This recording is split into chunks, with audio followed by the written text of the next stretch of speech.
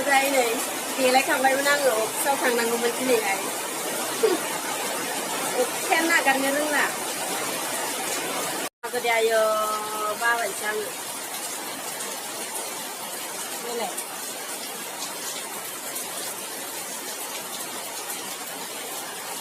अखायानो हागानो रोंलालै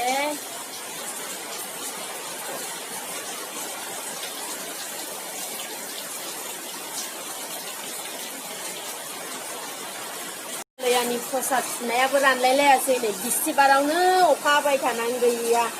मन्दिराव हैनो सुदोंमोन महालया फुजानि नायलाय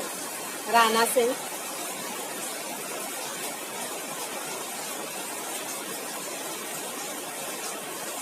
फुजा हैनायनिमोनलै बेयो रानासै नै अखा हाबाय थानानै फोराननो मोनासै सानदुङाव नायलाय अखायानो हागानो रोंथारा नालाय बे अखाया माब्ला हागाबावगोन बे अखाया बा दा मोजां देलायखांबायमोन आङो थांनांसिगौल'मोन अखायानो लाखिबाय थाबाय आंखौ थांथावा माथावा हाब्रु लामायाबो उफाय गैया होमबाबोथ' थांनांसिगोन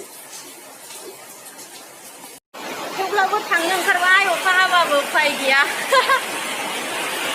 जा अखाया हासिबावबायसो आं ओंखारसिननानै नै जा आयो नागारनोनो रोंखालालै अखाया मास्क गानाबाबो जाया कर'नायाबो जोबाखैना खाथि खाथिसो फैगासिनो ओरैबा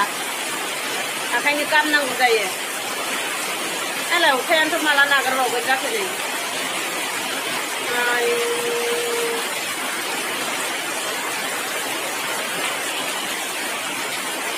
लेखा लादों नै होमबाबो उफाय गैया नै ओंखारबाय आङो न'निफ्राय जा खस्थ'लै थांलाय फैलाय नै अखायानोथ' माला नागारबावगोन जाखो नायलाय जारलालै सप्ता खनसेनि बारखाबाय दे हाबाय थानायाव अखायानो नागारनो रोंथारला थाबायगासिनो आङो नै लोगोफोर आङो अफिसाव थांगोन दिनै खामानि दङ लोमजानानै खामानियानो गोबां पेन्डिं जानानै दङ दा बेखौनो मावहैफिननांगौ दा आङो थाबायगासिनो अखायाबो हागाथाराखै जोबोर अखा हागासिनो जोंनिथिं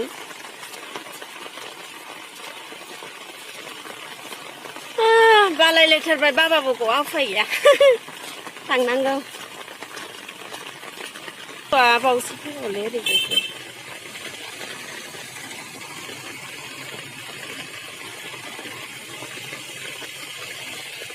थाबायगासिनो आङो नै लोगोफोर लामायाव जोंनि लामा लोगोफोर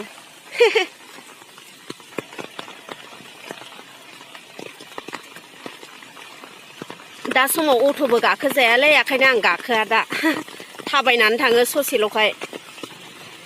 न'निफ्राय 15 मिनिट लायो आरोना थाबायलाङोबा ओमफ्राय थेवब्लाबो थाबायलाङोसो आङो गारिखौनो गाखोआ बांसिनानो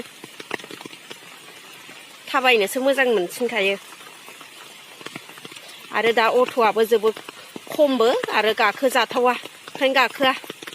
थांगासिनो दङ आङो नै